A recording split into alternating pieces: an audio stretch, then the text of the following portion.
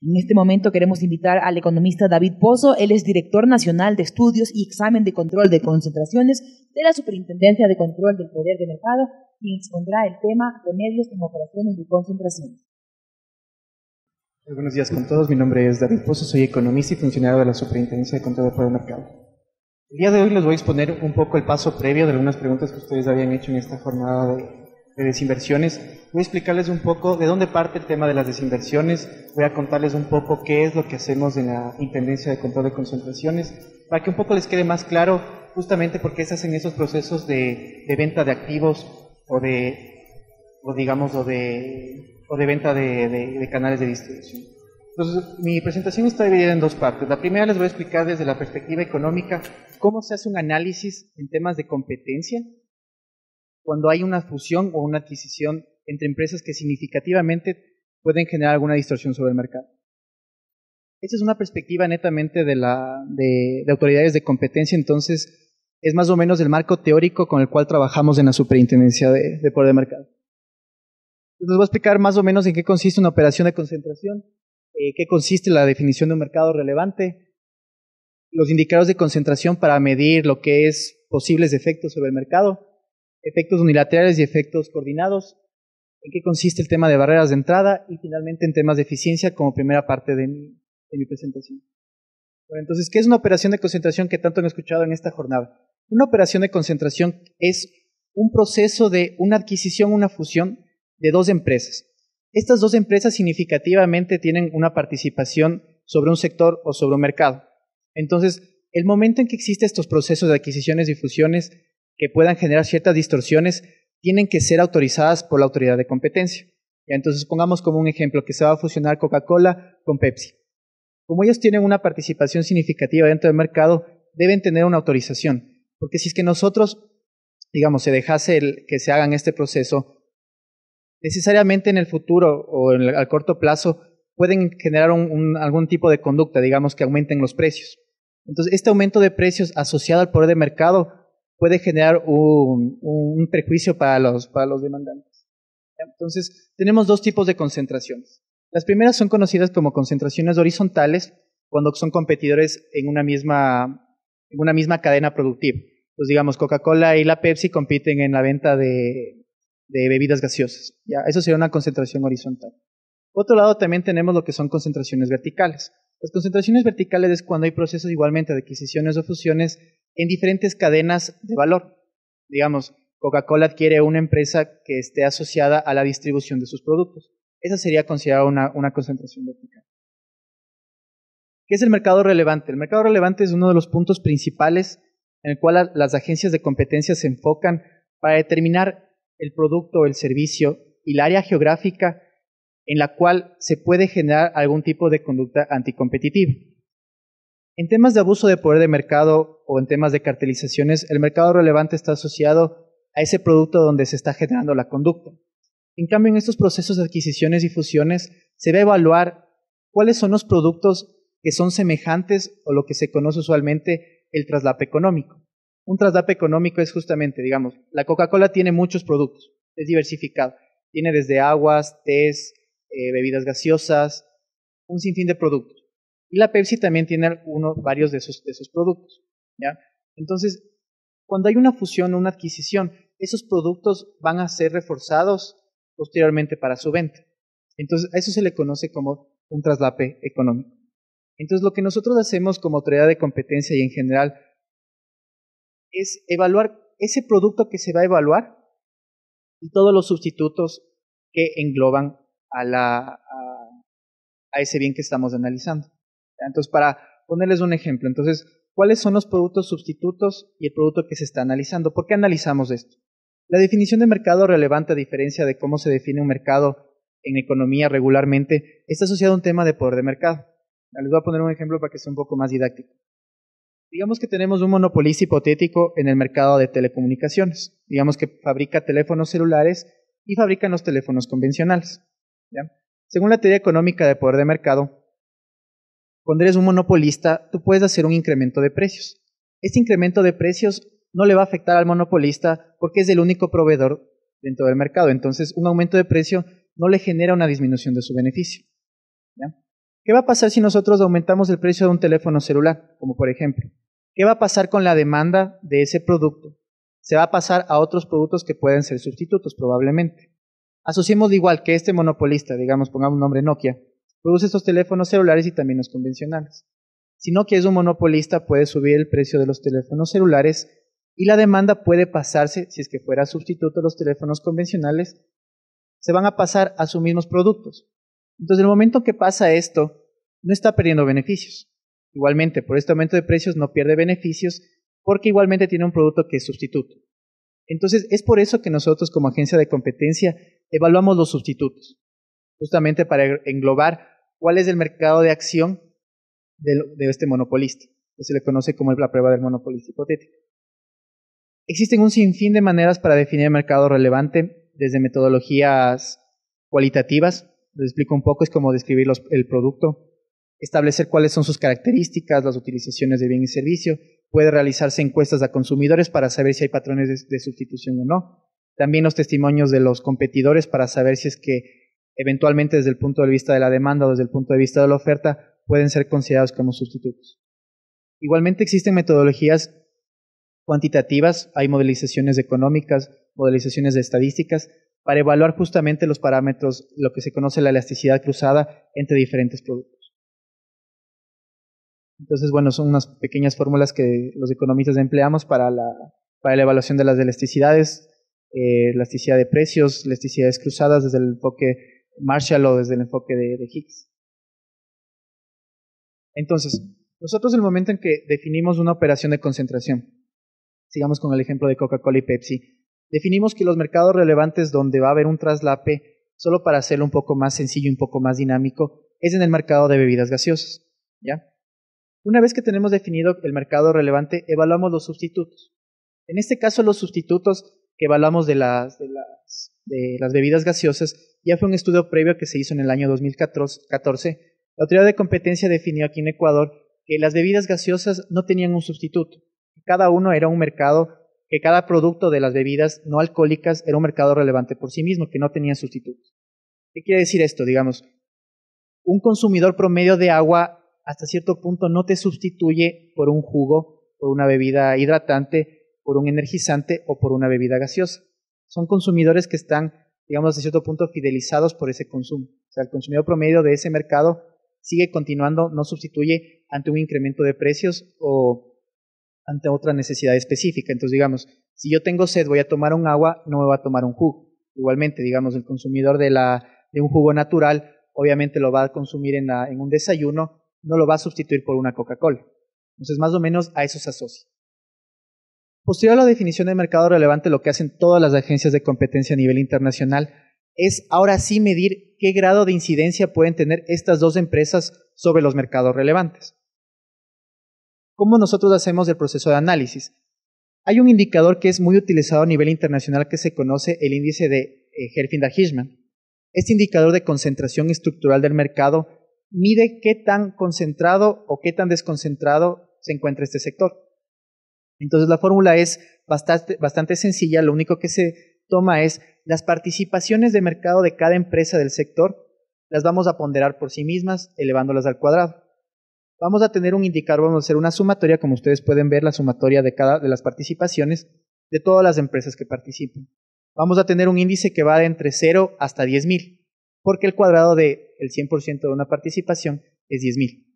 Entonces, según la Unión Europea, un indicador de Hirschman-Herfindahl superior a 2.500 se puede considerar como un mercado altamente concentrado.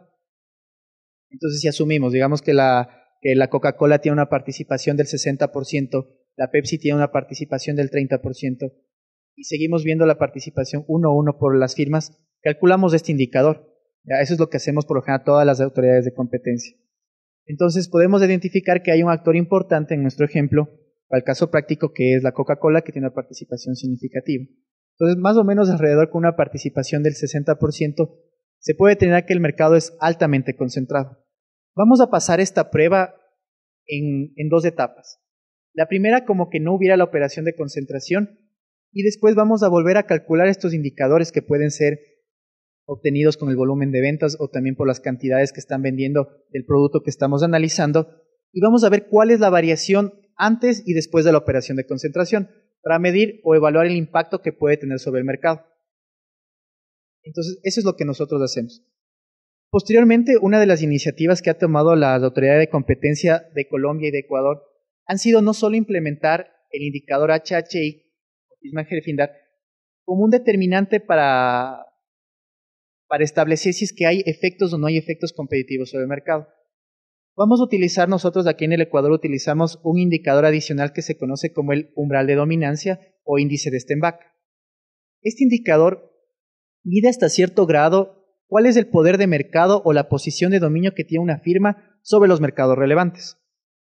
Este indicador es un cálculo que se toman las participaciones de la empresa número 1 y de la empresa número 2.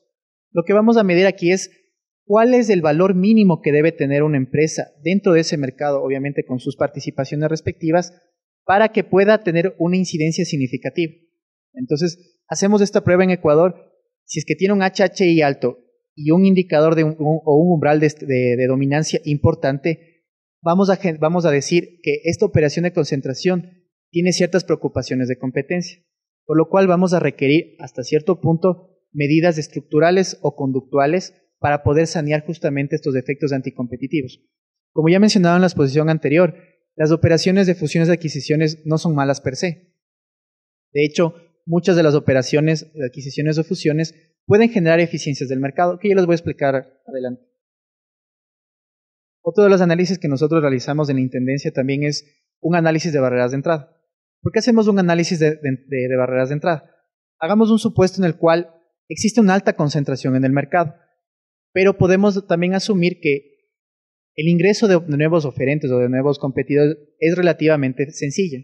Entonces, ante un proceso de adquisición o fusión, una operación de concentración, que puede incrementar la participación y pueda generar ciertas conductas, si es que hay competidores que pueden ingresar de manera fácil al mercado, pueden generar un efecto contracompetitivo a la entidad combinada. ¿Qué quiere decir esto? Si es que un competidor ingresa al mercado, puede generar unas presiones justamente a esta entidad que es combinada. Entonces, nosotros hacemos una evaluación de barreras de entrada. Queremos que las barreras de entrada sean probables, que se generen en una prontitud considerable y que los nuevos que ingresen a competir en el mercado tengan la suficiente capacidad para generar presiones competitivas, o lo que decimos los economistas de competencia y abogados, que entren a dinamizar el mercado. Pues bueno, no quiero llenar mucho con parte teórica, quiero que entiendan la idea. Una vez de que tenemos todo esto, hacemos una evaluación de efectos unilaterales y efectos coordinados. Los efectos unilaterales están asociados al abuso de poder de mercado. Esto quiere decir de que si la operación de concentración va a crear un monopolio. En el momento en que tú generas un monopolio, por ti mismo puedes generar conductas. ¿Cuáles son las conductas que no son deseables para el mercado? Un aumento de precios, temas de exclusión, temas de generación de barreras de entrada. No es deseable eso. Hacemos una evaluación justamente de cuál es la probabilidad de que puedan generar este tipo de efectos de manera unilateral. Hay algunas metodologías cuantitativas y cualitativas para evaluar esto. Por otro lado, tenemos los efectos coordinados. En cambio, los efectos coordinados igualmente en la ley está penado cualquier acuerdo de repartición de mercados o acuerdos en precios. Lo que nosotros realizamos es qué tan probable es a partir de la operación de concentración que se aumente la probabilidad de que el mercado sea más propenso a que se generen estas reparticiones de mercado, lo que se conoce como los cárteles. Igualmente hacemos una evaluación de que se den las condiciones para propiciar la coordinación, existan medios eficaces de disuasión o castigos en caso de que los operadores decidan desviarse del acuerdo. Digamos, yo me pongo de acuerdo con la Coca-Cola, con Tesalia, para fijar un precio. Estoy dejando de competir. Entonces, este dejar de competir es malo porque, digamos, un precio de monopolio, un precio de cartel está por encima de los precios de competencia. Más o menos para explicarles desde la perspectiva económica. ¿Qué pasa, digamos, si es que nosotros tenemos el típico ejemplo, una panadería? Entonces, digamos, una panadería, la típica panadería del barrio, que fija un precio, digamos, mi pan va a costar 20 centavos. Enseguida toda la demanda va a tener una demanda constante. ¿Qué va a pasar? El incentivo que va a tener es otra persona es ponerse una panadería al lado. ¿Qué va a hacer la panadería que está al lado? Va a comenzar una guerra de precios para ganar justamente la demanda. Va a bajar el precio, digamos, de 15 centavos. ¿Cuál va a ser la función de reacción de la otra panadería que estaba inicialmente? Va a comenzar a bajar los precios, ¿no es cierto? Pues va a llegar un punto en el cual la competencia va a generar que el precio sea lo más bajo posible, que sea cercano a lo que conocemos los economistas como el costo marginal. ¿Ya? Entonces, ese es el precio de competencia. Pero ¿qué pasa si eres la única panadería del barrio y que hay unas barreras gigantes de entrada que justamente no impida, digamos, el ingreso de otra panadería?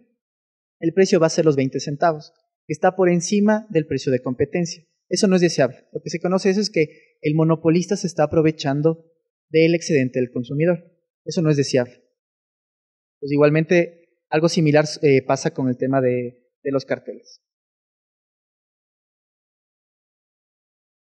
Como les mencionaba, no todas las operaciones de concentración son malas per se. Hay muchas operaciones que generan eficiencias en el mercado e igualmente la autoridad de competencia dentro de estos procesos también hace una evaluación de los beneficios que pueda propiciar las fusiones o las adquisiciones. Evaluamos en un principio que todas las eficiencias tienen que ser beneficiosas para los consumidores. Es un requisito necesario. Entonces, digamos, si la Coca-Cola o Pepsi buscan fusionarse, tiene que haber de esa operación de concentración, para que no sea condicionada o negada, tienen que verificarnos o tienen que comprobar que a partir de esta fusión pueden generar un beneficio. Digamos, van a aumentar la calidad de los productos, van a disminuir los precios, van a generar sinergias, van a tener nuevos productos. Esas son cosas deseables para el mercado. Analizamos que obviamente sea de carácter inherente a la operación de concentración y adicionalmente que sea verificable. Perfecto. Esa es la primera parte, espero que hayan entendido un poco la parte del que hacemos como como mencionaba Fernanda, hay un punto antes para establecer lo que es el tema de las desinversiones. Lo que hace la intendencia o lo que hacemos o lo que hacen las autoridades de competencia es establecer remedios o condicionamientos a estas operaciones que pueden generar distorsiones dentro del mercado. Entonces, quiero explicarles un poco. Digamos que en esta operación de concentración entre Coca-Cola tenía el 60% y la Pepsi el 30%. Sumadas las participaciones de las dos, vamos a tener un mercado en el cual una sola entidad va a tener el 90% de participación. Y nosotros, en el momento en que identificamos esto, que existan barreras de entrada, que hay efectos unilaterales o que pueden generarse efectos coordinados, la primera opción siempre va a ser un tema de condicionar, lo que ya expusieron todas estas jornadas, tema de desinvertir. Si es que nosotros no encontramos un remedio, una desinversión, o ya les voy a explicar un poco también lo que se conoce como remedios conductuales, se procedería a negar la operación de concentración. La superintendencia tiene esa facultad. Pero si es que algo no es deseable para el mercado, se la puede negar. Entonces ya ha habido casos de experiencia aquí en la superintendencia en el cual se han negado algunos casos e igualmente algunos condicionamientos. Entonces, justamente en ese paso previo, ¿qué consideración o cómo nosotros hacemos la elaboración del informe de condicionamientos?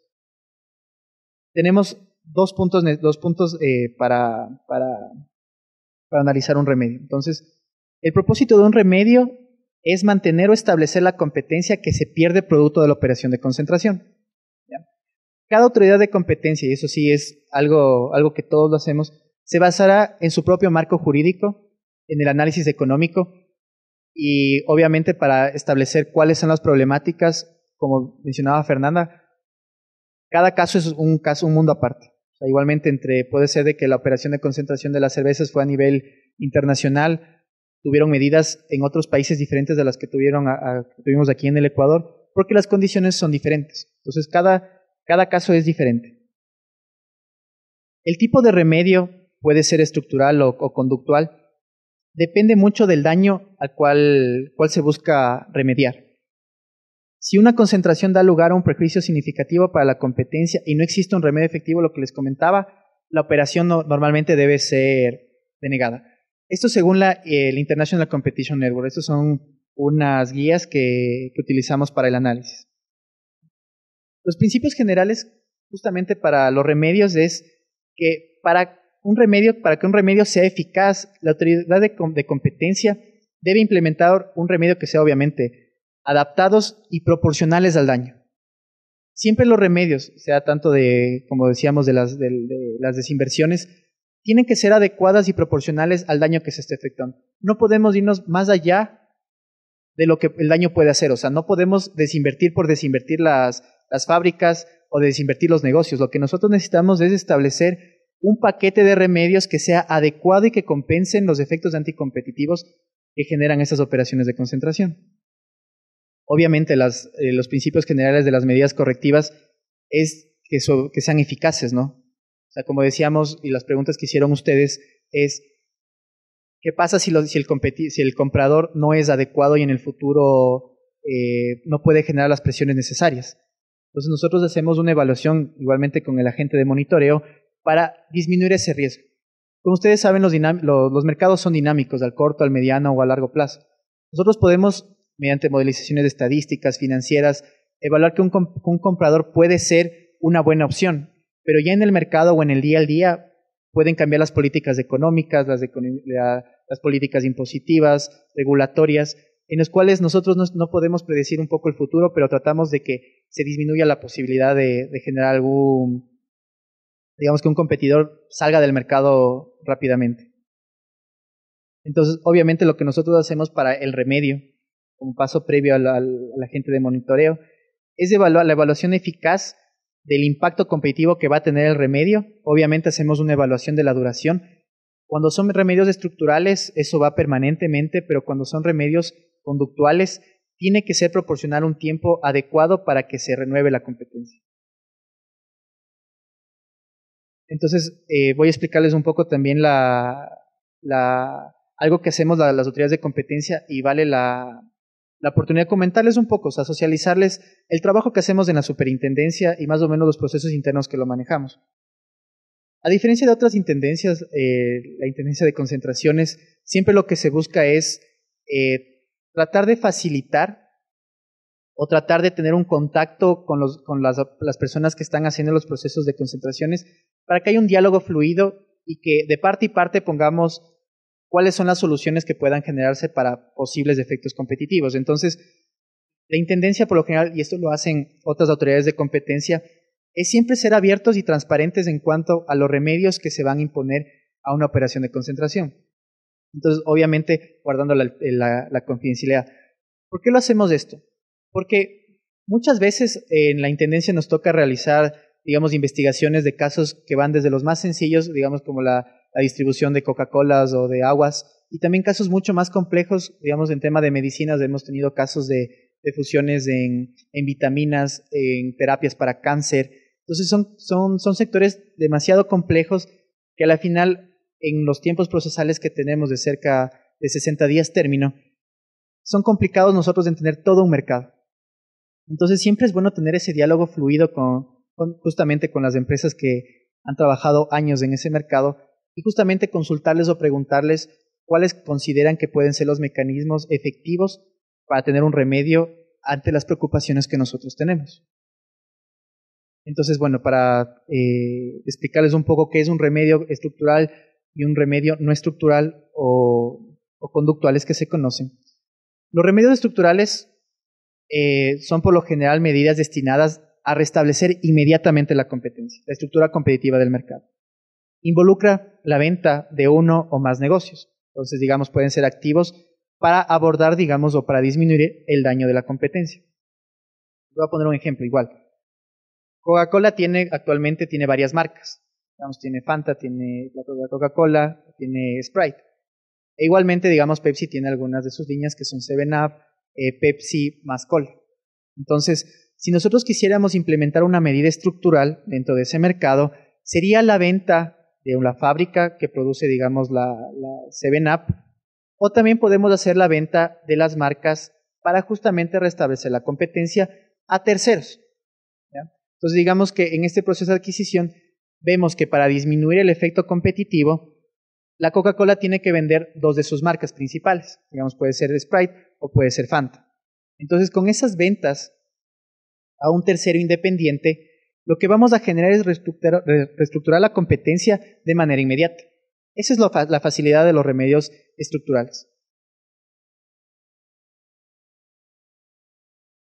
Claros ejemplos de las desinversiones son ventas de fábricas, de instalaciones, el acceso a insumos básicos, venta, comercialización y distribución de los productos que están suministrando, igualmente los contratos que tienen con clientes, propiedades intelectuales, lo que les acabo de mencionar, propiedad de las marcas. También puede ser el tema de la investigación y desarrollo, digamos, de nuevas fórmulas para producir un medicamento innovador, licencias, permisos, autorizaciones por parte de organismos gubernamentales. Bueno, hay algunos factores perdón, tuve un problema con la presentación. Hay algunos factores que afectan el diseño de las desinversiones, digamos, de estas medidas estructurales. El primero se le conoce como riesgo de composición. Lo que nosotros evaluamos es de que el paquete que se esté desinvirtiendo sea un paquete atractivo. Este paquete atractivo obviamente tiene que contener todos los activos necesarios para que el negocio pueda funcionar. Otro de los riesgos que nosotros igualmente, para disminuir lo que les decía, este riesgo de que el competidor no sea viable en el tiempo, es también lo que se conoce como riesgo del comprador, que es justamente evaluar quién va a comprar el negocio. Entonces, digamos, si es que va a ser un comprador que no va a generar presiones competitivas, obviamente no se le va a vender el paquete atractivo, digamos, de venta.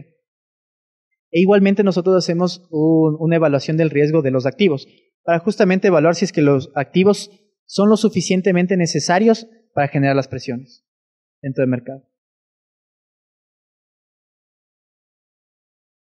Entonces, de manera muy general, y esta es una parte de la que compete a los agentes de monitoreo, igualmente esto no obsta que la autoridad de competencia lo realice, es justamente una evaluación y según guías internacionales, es evaluar al comprador. Entonces, es el punto principal que nosotros hacemos una evaluación. En este caso, lo que nosotros analizamos es la capacidad financiera del operador. Digamos, no es lo mismo que un operador venga con una inversión de $2 millones a que sea, digamos, un competidor internacional que venga con un músculo financiero, con un respaldo internacional. Entonces, obviamente, eso va a ser mucho más viable para el negocio. Vamos a ver la capacidad de gestión que tiene el operador, la independencia que pueda tener con respecto a la entidad que se está desinvirtiendo, la intención, obviamente, de competir, porque lo que nosotros no buscamos es de que venga una empresa, adquiera el paquete de desinversión y que enseguida comience a venderlo o la pueda revender, digamos así. Necesitamos un competidor que venga a hacer la gestión necesaria para generar dinamismo. E igualmente que el comprador no genere problemas competitivos. Puede ser de que venga una transnacional y que a través de la adquisición de estos activos puede incrementar igualmente la concentración de mercado. Eso tampoco es deseable. Los remedios estructurales son remedios que están diseñados para modificar o limitar el comportamiento futuro de las empresas que se concentran. Los remedios no estructurales se dirigen justamente para cambiar el comportamiento del mercado. Más o menos un remedio conductual que les podría plantear como a modo de ejemplo es, digamos, en el proceso, digamos, de Coca-Cola o de la Pepsi, nuestro ejemplo, digamos que existía un incentivo para incrementar los precios. Lo que les mencionaba, que el precio competitivo siempre va a ser menor que el precio de monopolio.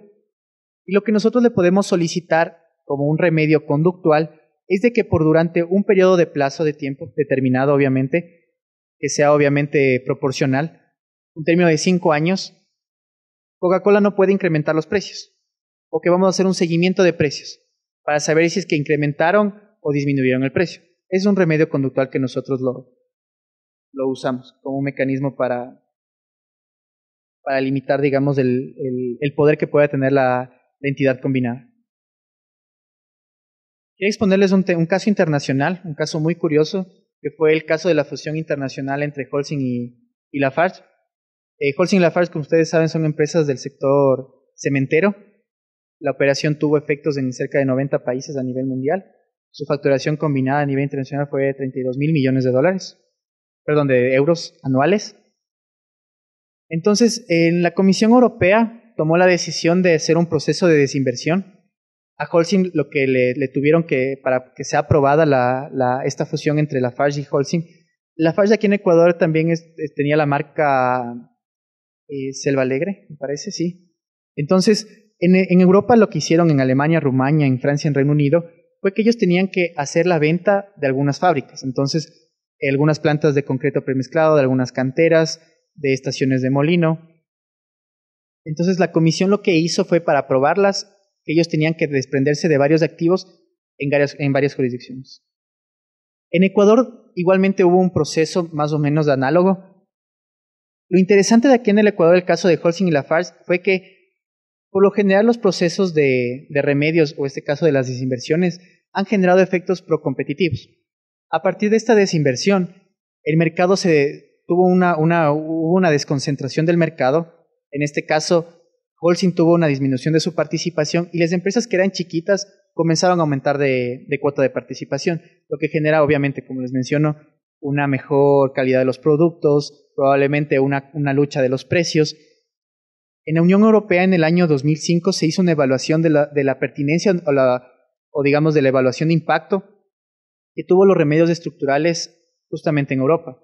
Lo que ellos determinaron en este estudio, con una evaluación de impacto, con un mecanismo económico que se le conoce como diferencia en diferencias, un método econométrico para evaluar impacto, ellos determinaron que las operaciones que fueron con un buen paquete atractivo de desinversión generaron después de 5 años, efectos competitivos. Entonces, eso fue una muestra de que las autoridades de competencia y específicamente el control de concentraciones, adquisiciones y fusiones genera un impacto positivo en los mercados. Eso es todo lo que he traído el día de hoy para ustedes. Si tienen alguna pregunta, con gusto les voy a responder y muchísimas gracias por haber asistido a este seminario.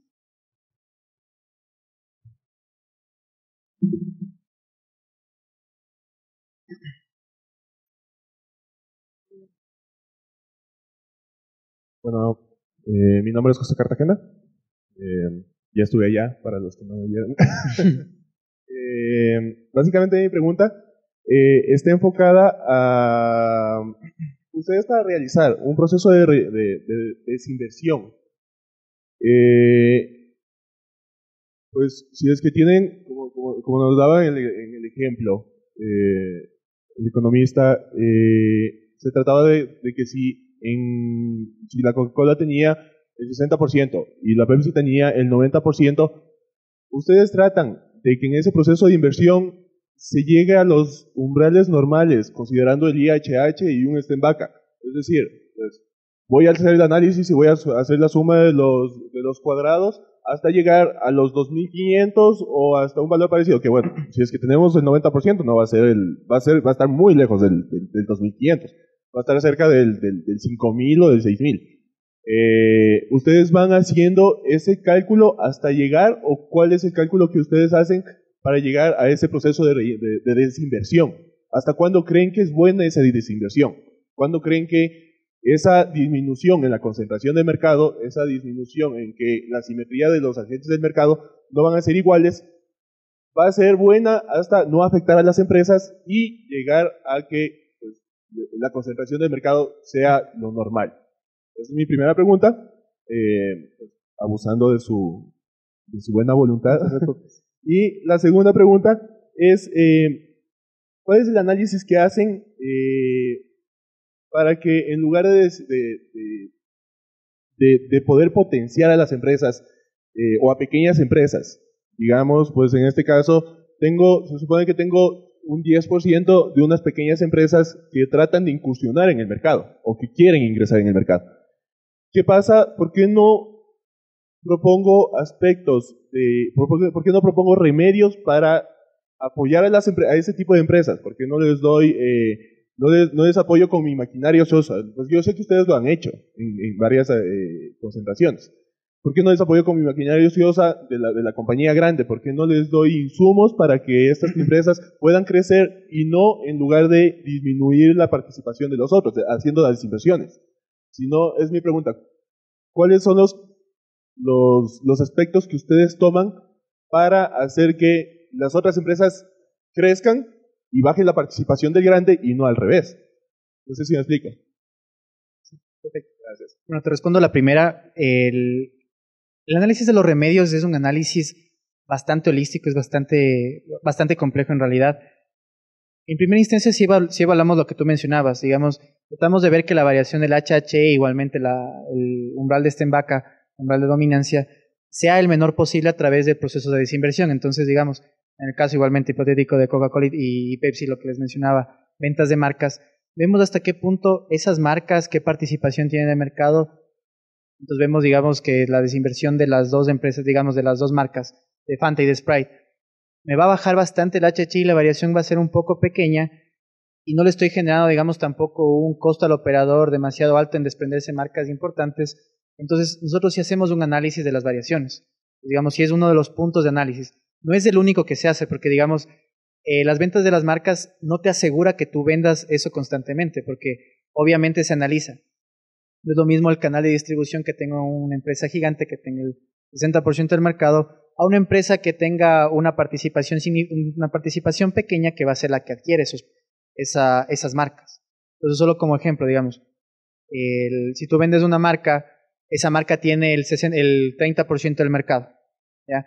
Si tú le pasas de esa marca a un competidor que no está presente actual digamos, en ese sector, ¿qué va a pasar? No tiene una infraestructura. En un principio va a haber un desabastecimiento de esa marca. Entonces, hasta que él tenga su propio canal de distribución, hasta que tenga los mecanismos de gestión, hasta que tenga contratos con autoservicios o que tengan con las tiendas, esa cuota de participación en realidad no es permanente. Entonces, nosotros sí hacemos un análisis como qué puede pasar en el futuro. Entonces, como les mencionaba, los remedios se plantean para disminuir riesgos.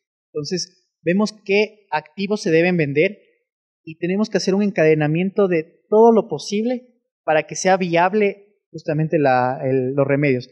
Pero sí, como tú mencionas, si hacemos un análisis de hasta qué medida puede bajar la concentración. Igualmente cabe mencionar con la pregunta que habías hecho, nosotros evaluamos la afectación dentro de ese mercado relevante. Digamos, puede ser una empresa de multiproductos en el cual cada uno de los mercados, digamos que en varios de los mercados relevantes, no tengan una preocupación. Entonces, en esos mercados nosotros no tomamos medidas correctivas.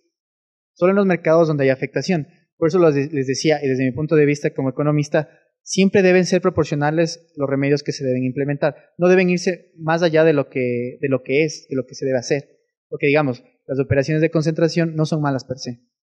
Con respecto a la segunda pregunta, efectivamente, mi postura, mi opinión personal, es que los remedios deben ser para atender justamente los problemas de competencia. O sea, si bien es cierto, sobre la autoridad de competencia y la ley, lo que nos manda es justamente prevenir, corregir, sancionar, como última instancia,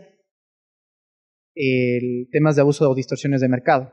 Pues a mi modo de ver, lo que se busca necesariamente, o sea, desde la teoría económica, es que venga un actor que genere presiones competitivas. Si bien es cierto, hay remedios, digamos, en otras autoridades como en Sudáfrica, hay ciertos tipos de ayudas en tema de justamente pequeñas empresas. Lo que nosotros sí buscamos es de que exista competidores que vengan a hacerle frente al monopolio. Entonces, eso es lo que es más deseable desde mi punto de vista.